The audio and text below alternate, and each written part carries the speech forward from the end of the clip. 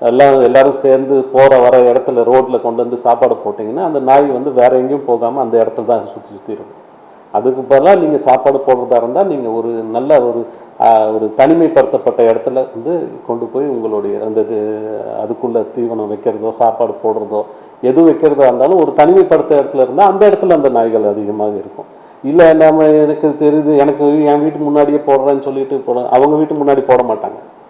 அது உண்மையான இது. அந்த நாய் அவ்வளோ ஆர்வம் உள்ளவர்கள் அவர்கள் வீட்டு முன்னாடி போட மாட்டாங்க. ஏன்னா அவங்களுக்கு தொல்லையாக இருக்கும் இல்லையா. அது அது கொஞ்சம் தனிமைப்படுத்தப்பட்ட இடத்துல போடுங்க. அதுக்கு இல்லை வேறு வசதி இந்த மாதிரி அங்கே இருக்கிற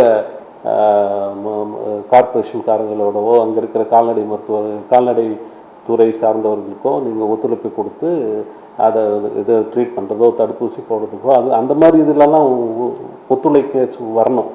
வெறும் சாதம் அதுக்கு வந்து சாப்பாடு போடுறது மட்டும் அவங்களோட வேலை இல்லை. அது கொஞ்சம் என்னுடைய வேண்டுதல்.